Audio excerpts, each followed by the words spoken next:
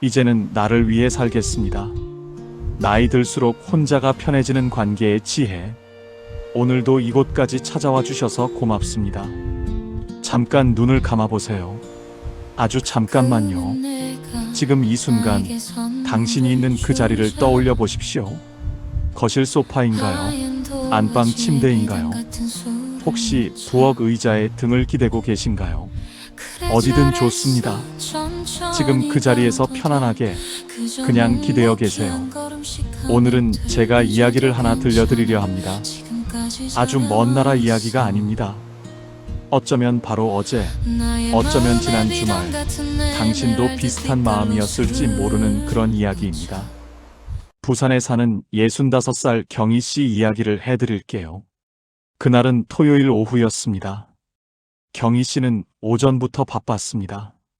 머리를 단정히 빗고 장롱에서 꺼낸 옷을 한참 들여다보다가 그래도 모임인데 싶어서 작년에 딸이 사준 연보라색 가디건을 골랐습니다. 거울 앞에 한번 서보고 핸드백을 고르고 버스를 타고 시내 식당으로 나갔습니다. 동창 모임이었습니다. 40년 넘게 이어온 모임이었어요. 경희 씨는 한 번도 빠진 적이 없었습니다. 아이들이 어릴 때도, 남편이 아플 때도, 몸이 좋지 않은 날도 그냥 가야 하는 곳이었으니까요. 식당에 들어서자 이미 여럿이 와 있었습니다. 서로 반갑다고 손을 흔들고 오랜만이라고 안아주고 살 빠진 것 같다 피부 좋아졌다며 웃었습니다. 음식이 나오고 술잔이 오가고 이야기가 쏟아졌습니다. 누구네 아들이 드디어 취직을 했다고, 누구네 딸은 또 이혼을 했다고, 누구는 허리 수술을 받았는데 경과가 좋지 않다고, 누구는 남편이 치매 기색이 보인다고. 이야기는 끊이질 않았습니다. 경희 씨도 맞장구를 쳤습니다. 그렇구나, 세상에.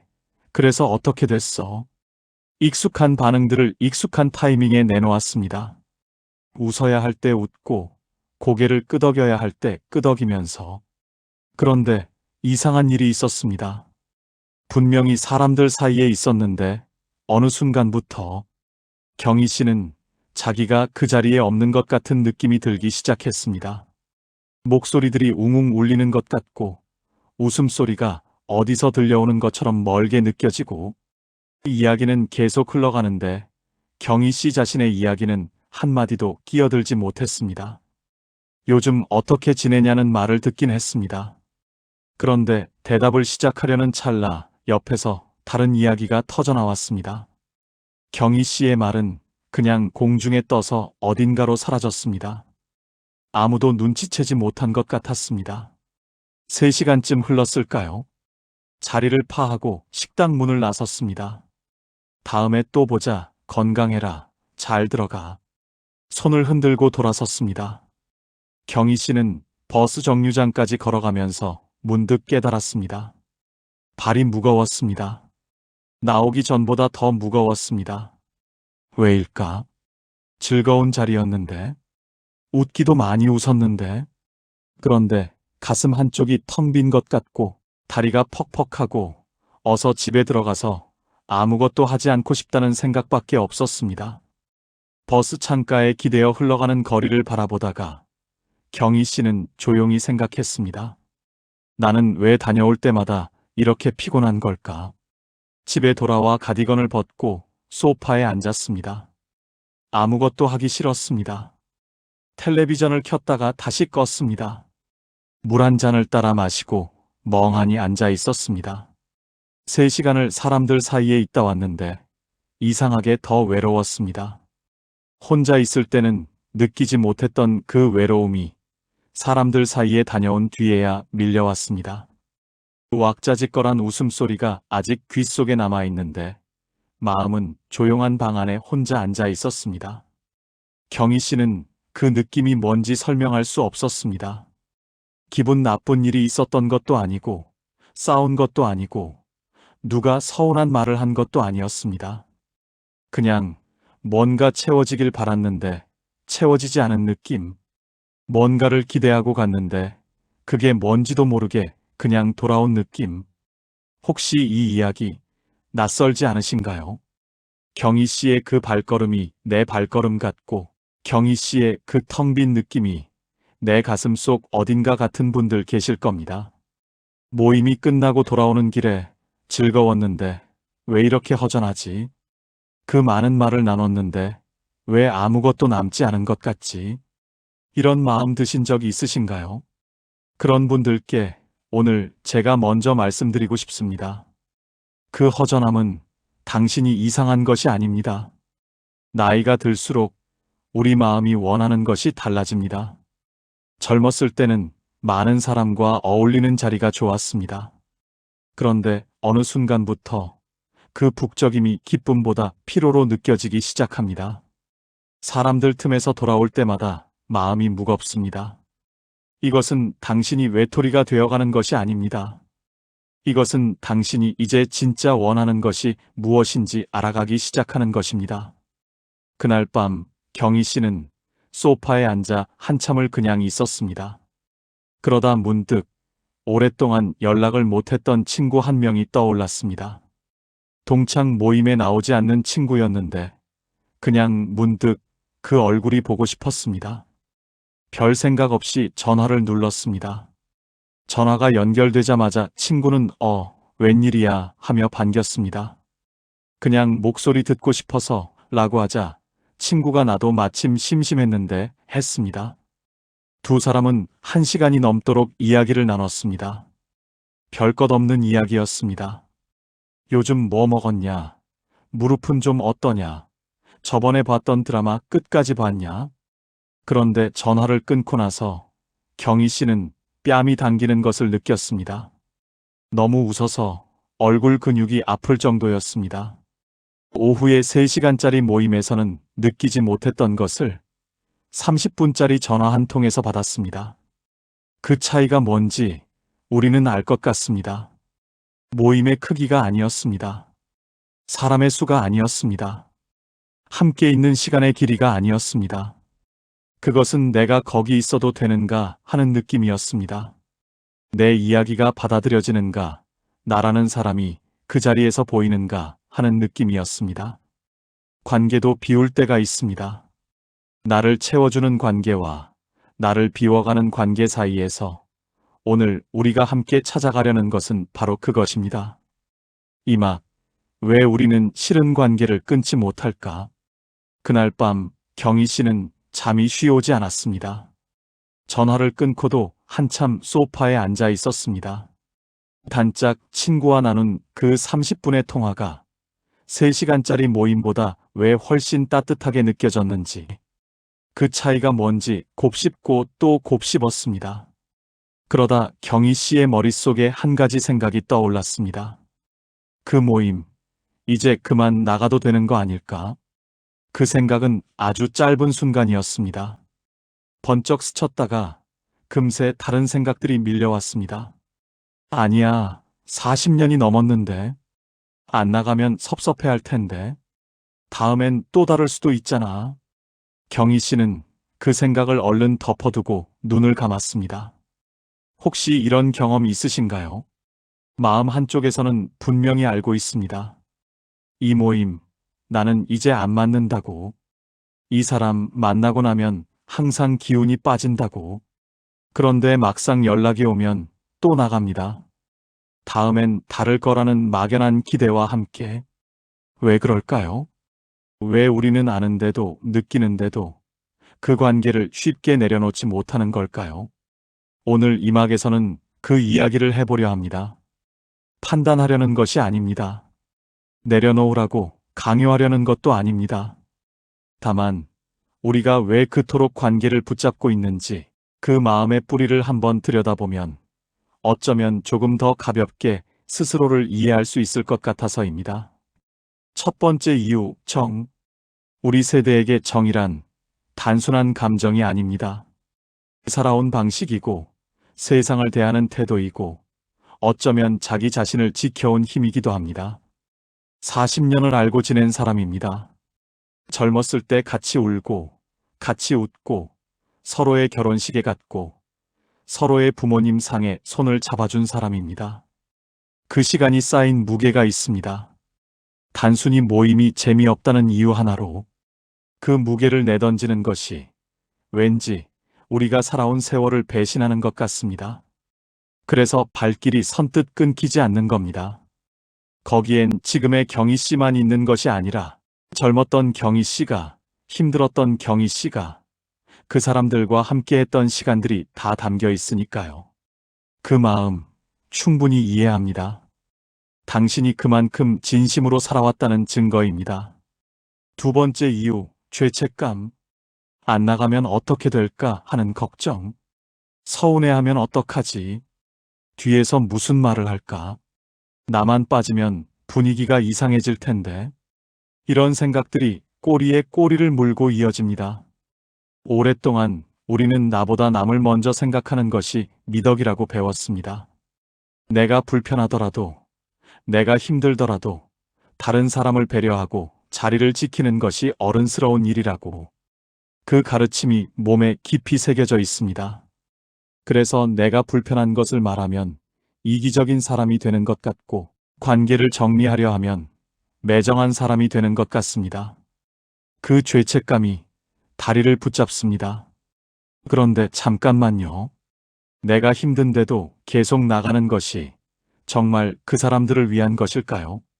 아니면 죄책감이라는 감정으로부터 나 자신을 지키려는 것일까요? 세 번째 이유, 두려움. 그 모임을 나가지 않으면 나는 무엇을 하지? 그 사람들을 안 만나면 나는 누구와 시간을 보내지? 관계를 줄이다 보면 결국 나만 혼자 남는 것 아닐까? 이 두려움은 생각보다 훨씬 깊은 곳에 자리하고 있습니다. 나이가 들수록 새로운 사람을 만드는 일이 쉽지 않습니다. 젊었을 때는 직장에서, 아이 학교에서, 동네에서 자연스럽게 사람이 생겼지만 이제는 그런 자리가 많지 않습니다. 그러니 지금 있는 관계를 놓아버리면 그 빈자리가 영영 채워지지 않을 것 같은 불안이 옵니다. 그래서 마음에 들지 않는 모임도, 갈 때마다 무거운 그 자리도 그냥 다닙니다. 없는 것보다는 있는 것이 낫겠지 하는 마음으로. 경희 씨도 그랬습니다. 결국 경희 씨가 낸 결론은 이것이었습니다. 다음번엔 또 나가자. 40년인데 그냥 가면 되지. 그렇게 경희 씨는 또 그 모임에 나갔습니다. 그 다음에도, 또 그 다음에도. 그런데 이상한 것은 나갈 때마다 뭔가 조금씩 더 무거워진다는 것이었습니다. 처음엔 그냥 피곤한 것이었는데 어느새 가기 전날 밤부터 마음이 가라앉기 시작했습니다. 우리 몸은 정직합니다. 마음이 싫다고 하는 것을 몸이 먼저 알아채기 시작합니다. 자꾸 피곤해지고 자꾸 무거워지고, 그것은 나약한 것이 아닙니다. 내 몸이 나에게 보내는 신호입니다. 관계를 정리하는 것이 그 사람을 버리는 것이 아닙니다. 모임에서 한 발 물러선다고 해서 그 40년의 인연이 사라지는 것이 아닙니다. 다만 그 관계의 형태를 바꾸는 것입니다. 의무로 만나는 것에서 진짜 보고 싶을 때 만나는 것으로. 그리고 한 가지 더. 관계를 정리하는 것이 이기적인 것도 아닙니다. 내가 지치고 내가 텅 비어가면서 유지하는 관계는 결국 나도 그 사람도 진심으로 대하지 못하게 됩니다. 내가 충분히 괜찮아야 내 옆에 있는 사람도 진심으로 대할 수 있습니다. 나를 지키는 것이 관계를 지키는 것이기도 합니다. 끊는 것이 아닙니다. 내려놓는 것입니다. 무겁게 쥐고 있던 것을 아주 천천히 손을 펴서 내려놓는 것. 산막, 관계를 가볍게 만드는 세 가지 지혜. 자, 이제 본격적으로 함께 가보겠습니다. 이막에서 말씀드렸죠. 관계를 끊는 것이 아니라 내려놓는 것이라고. 그런데 막상 그 말을 듣고 나서도 이런 생각이 드실 수 있습니다. 알겠는데, 그래서 어떻게 하라는 거지? 어디서부터 시작해야 할지 모르겠다고. 오늘 산막에서는 바로 그것을 이야기해 드리려 합니다. 이론이 아닙니다. 실제로 이 길을 걸어보신 분들이 발견한 것들입니다. 억지로 따라 하실 필요는 없습니다. 그냥 들으시면서 내 이야기 같은 부분이 있으면 마음속에 살며시 담아두시기만 하면 됩니다. 첫 번째 지혜, 만나고 나서 어떤 기분인지 살펴보는 것. 경희 씨 이야기를 다시 꺼내겠습니다. 어느 날 문득 모임 날짜가 적힌 달력을 보다가 이런 생각이 든 겁니다. 나는 저 날이 기다려지는가? 그냥 그 질문 하나였습니다. 기다려지는가? 솔직하게. 남한테 보이는 게 아니라 내 속을 들여다보고 정말로. 대답은 분명했습니다. 아니다. 기다려지지 않는다는 것을 경희 씨는 사실 이미 알고 있었습니다. 그런데 그것을 이렇게 또렷하게 글자로 확인하듯 마주한 것은 처음이었습니다. 그날 이후로 경희 씨는 모임이 있을 때마다 스스로에게 그 질문을 했습니다. 어떤 모임은 나가기 전날 밤부터 설렙니다. 무슨 이야기를 할까? 뭘 먹을까? 그 사람 얼굴이 보고 싶다. 그런 자리는 만나고 나서도 발이 가볍고 집에 돌아와서도 마음이 한참 따뜻합니다. 그런데 어떤 자리는 다릅니다. 가야 한다는 생각이 먼저 오고 가기 싫다는 생각이 그 뒤를 따릅니다. 만나고 나면 기운이 빠지고 별로 한 것도 없는데 피곤합니다. 그 차이는 그 사람이 나쁜 사람이냐, 좋은 사람이냐의 문제가 아니었습니다. 다만 그 자리가 나를 채우는 자리인가 아니면 나를 비워가는 자리인가의 차이였습니다. 만나고 나서 어떤 기분인지 잠깐 살펴보는 것. 집에 돌아와 딱 한 번만 물어보세요. 오늘 만나고 나서 나는 가벼운가, 무거운가? 경희 씨도 그랬습니다. 어느 날 모임 연락이 왔을 때 경희 씨는 처음으로 이렇게 답했습니다. 그날 좀 어렵겠다고. 핑계를 댄 것이 아니었습니다. 그냥 솔직하게 오늘은 쉬고 싶다는 마음이었습니다. 두 번째 지혜, 혼자 있는 시간을 두려워하지 않는 것. 경희 씨가 그 모임에 처음으로 불참하던 날 이야기를 해드리겠습니다. 연락을 하고 나서 경희 씨는 한동안 멍하니 앉아 있었습니다. 그 몇 시간을 어떻게 보내야 할지 막막했습니다. 경희 씨는 일단 부엌으로 갔습니다. 평소에 마시지 않던 커피 대신 오래전에 사다 놓고 잊고 있던 보리차 티백을 꺼냈습니다. 차 한 잔을 우리고 소파에 앉았습니다. 그리고 보고 싶었는데 시간이 없어서 못 보고 있던 드라마를 켰습니다. 이상한 일이 일어났습니다. 드라마를 보다가 어느 순간 경희 씨는 자신이 웃고 있다는 것을 알아차렸습니다. 뺨이 당기는 그 느낌. 억지로 웃은 것이 아니었습니다. 그냥 웃음이 나온 것이었습니다. 그날 밤 잠자리에 들면서 경희 씨는 생각했습니다. 오늘 하루가 괜찮았다.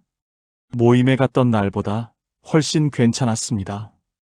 아무것도 하지 않은 것 같은데. 혼자 있었을 뿐인데. 그런데 왜 오늘이 더 충만한 느낌일까? 혼자 있는 시간은 비어있는 시간이 아닙니다. 그 시간 속에서 내가 무얼 좋아하는지 다시 알게 됩니다. 커피보다 보리차가 더 편한 사람이었다는 것.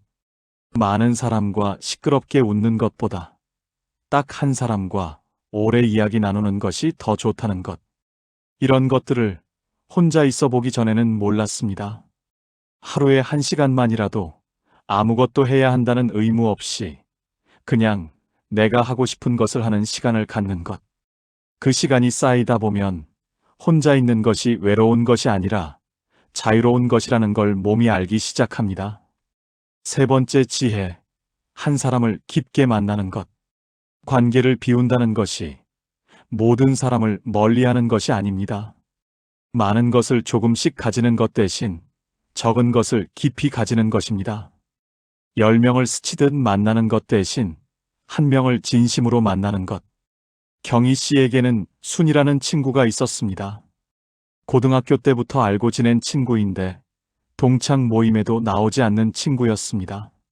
모임에 불참하던 그날 밤 경희 씨는 순이한테 전화를 했습니다. 특별한 이유는 없었습니다. 그냥 문득 목소리가 듣고 싶었습니다. 두 사람은 2시간 가까이 이야기를 나눴습니다.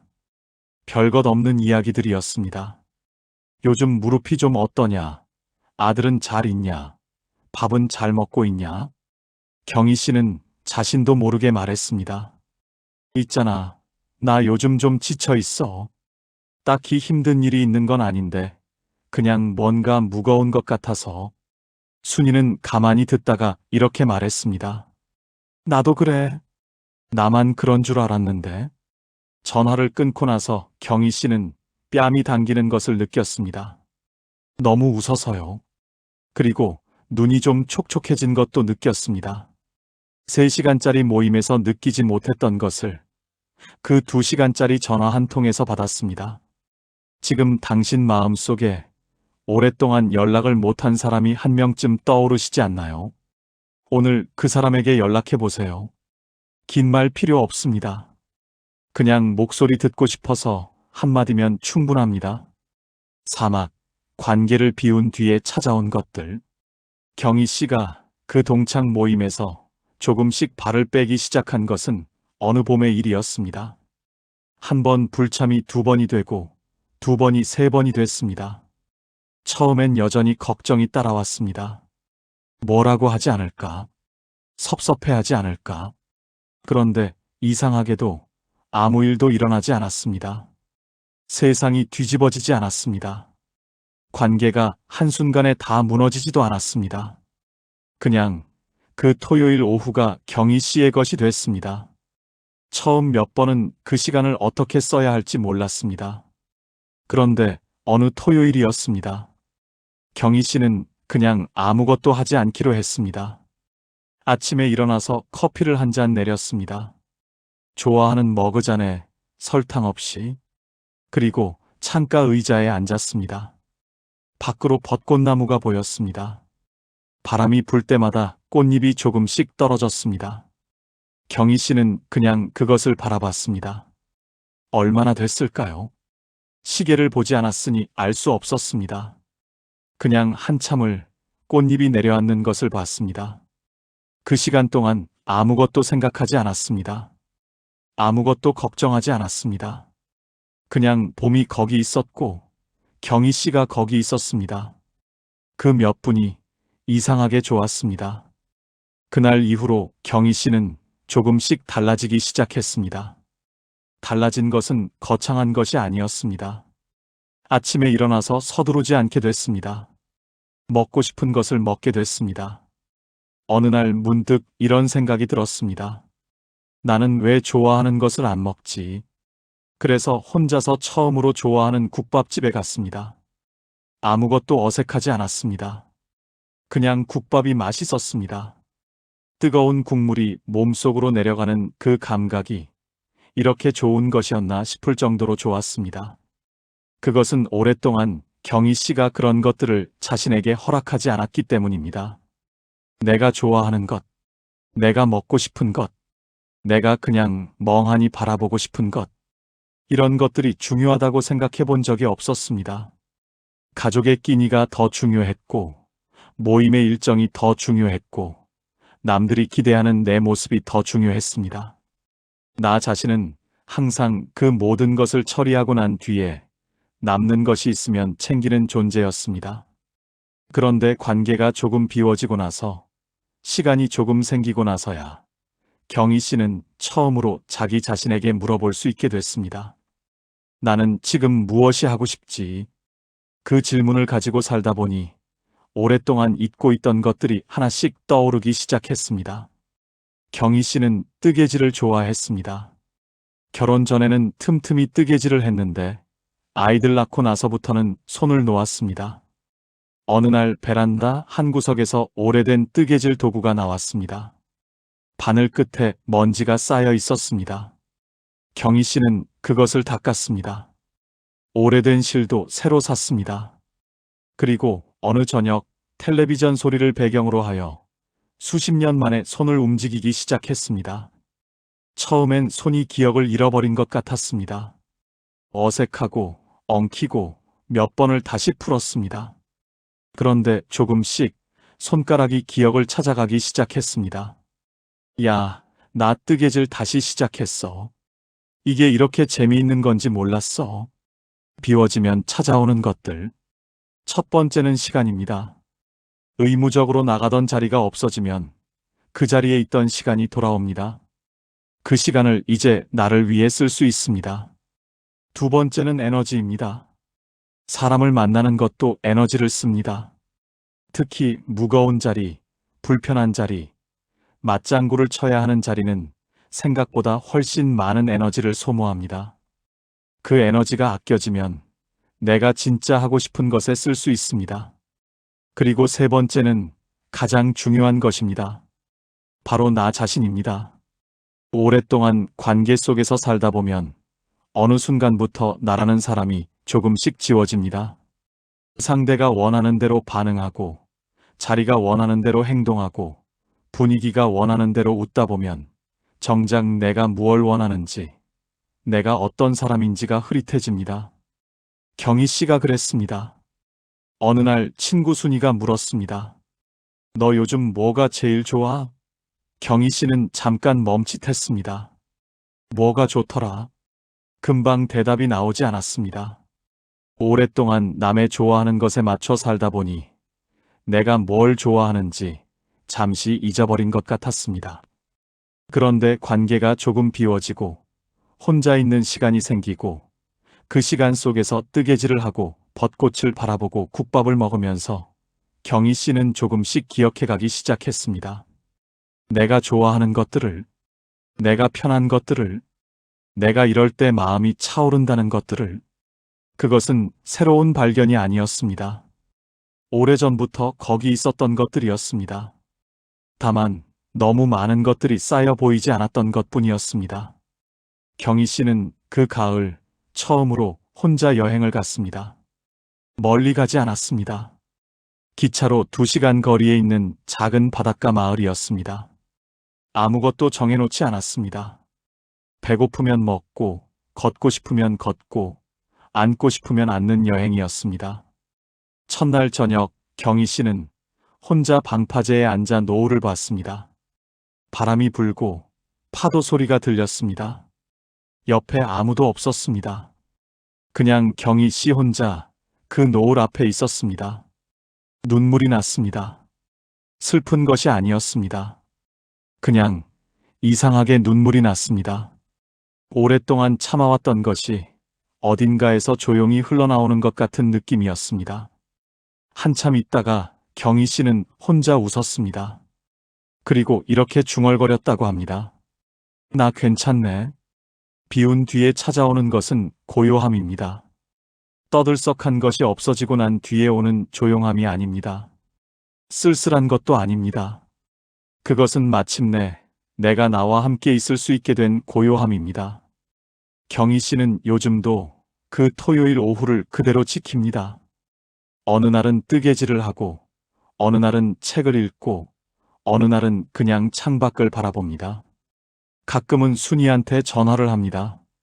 그리고 그 토요일 저녁 잠자리에 들기 전에 경희 씨는 이런 생각을 한다고 합니다. 오늘 하루가 좋았다. 대단한 일이 있었던 것이 아닙니다. 그냥 오늘 내가 내 마음대로 살았다는 것. 그것만으로 하루가 충분했습니다. 오막, 당신이라는 사람을 다시 부르는 이름. 마지막으로 오늘 이 이야기를 끝까지 들어주신 당신께 짧은 편지를 한 통 드리려 합니다. 당신께. 당신은 참 오래 달려왔습니다. 이른 새벽에 일어나 밥을 지었고, 아이들 도시락을 쌌고, 남편 뒷바라지를 했고, 시부모님을 모셨습니다. 집안 대소사를 챙기고, 이웃의 경조사를 빠지지 않았으며, 자식들 학교 문제며, 취직이며, 결혼이며, 당신 일보다 남의 일을 먼저 걱정하며 살아왔습니다. 그뿐이 아닙니다. 모임에 나가기 싫어도 나갔습니다. 마음이 무거워도 웃었습니다. 집에 돌아와 혼자 텅 빈 느낌을 안고도 아무렇지 않은 척 지냈습니다. 그 모든 시간 동안 당신이 정말 갖고 싶었던 것, 하고 싶었던 것, 그냥 혼자 조용히 있고 싶었던 날들이 얼마나 많았을까요? 그것들을 꾹꾹 눌러 참으면서 당신 자신을 맨 뒤로 밀어온 날들이 얼마나 많았을까요? 그것은 위대한 일이었습니다. 정말로요. 그 헌신과 수고로움 위에 지금의 가족이 서 있고 지금의 관계들이 이어져 있습니다. 당신이 없었다면 지금 이 자리는 없었을 겁니다. 그런데 이제는 한 가지만 여쭤보고 싶습니다. 그 긴 시간 동안 당신은 당신 자신에게 얼마나 다정했나요? 남에게는 그렇게 잘 맞춰줬는데, 남의 기분을 그렇게 잘 살폈는데, 정작 당신 자신에게는 어땠나요? 내가 지쳐 있다는 것을, 내가 무겁다는 것을, 내가 쉬고 싶다는 것을, 그것을 당신은 당신 자신에게 말해준 적이 있었나요? 혹시 한 번도 없었다면 오늘 제가 대신 말씀드려도 될까요? 당신 많이 지쳤지요? 수고했습니다. 정말로 정말 많이 수고했습니다. 이제는 당신이 뒤로 밀어두었던 그 이름을 다시 불러드리고 싶습니다. 누구의 엄마도 아니고, 누구의 아내도 아니고, 누구의 며느리도 아닌, 그냥 당신 그 자체, 이름 석자로 불리던 그 사람, 좋아하는 것이 있는 사람, 싫어하는 것도 분명히 있는 사람, 혼자 있을 때 무얼 하면 마음이 차오르는지 아는 사람, 어떤 음악이 흐를 때 괜히 눈이 따뜻해지는지 아는 사람, 어느 계절이 제일 좋은지, 어떤 빛깔의 꽃이 제일 예쁜지, 어떤 온도의 차가 제일 편안한지 아는 사람, 그 사람이 바로 당신입니다. 어쩌면 너무 오랫동안 그 이름을 잊고 사셨는지도 모릅니다. 관계를 비우는 것은 그 사람을 다시 찾는 일입니다. 관계에 치여 조금씩 지워져 가던 나를 다시 세우는 일입니다. 의무로 나가던 자리를 줄이는 것이 아니라 그 자리에 있던 내 시간을 나에게 돌려주는 일입니다. 오늘 당장 큰 것을 하실 필요 없습니다. 그냥 딱 하나만요. 오늘 저녁 아무도 없는 조용한 시간에 잠깐 눈을 감고 스스로에게 물어보세요.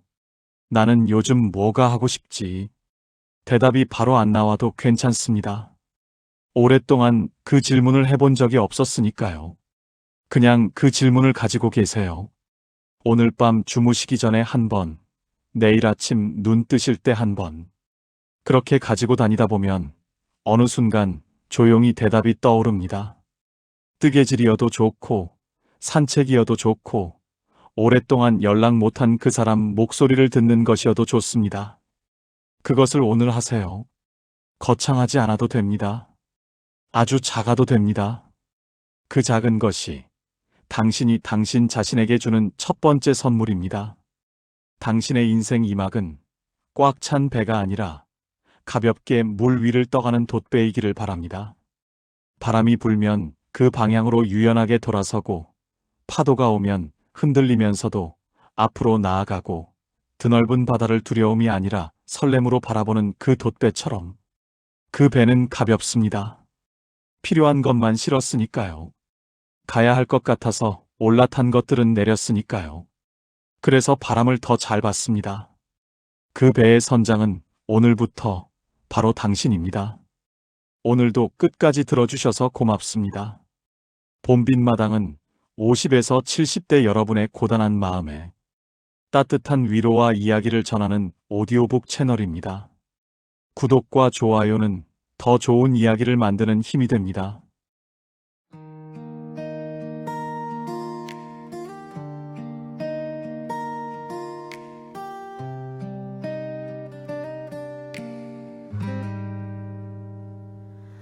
가끔은 내가 나에게 선물을 주자.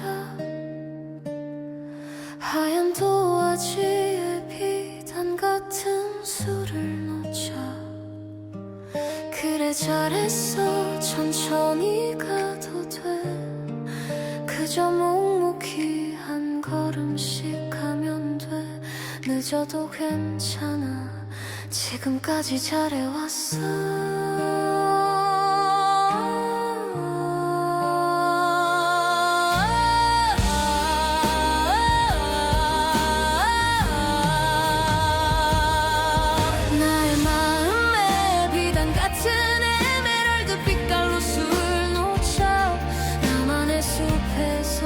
내가 나에게 주는 선물. 눈물이 나면 실컷 울어도 돼.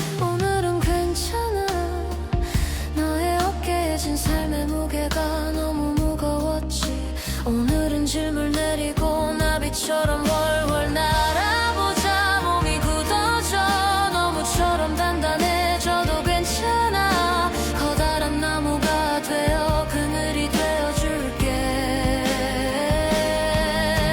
오늘은 내가 나에게 주는 선물 같은 시간이야. 들숨과 날숨이 교차하는 그곳에서 나비처럼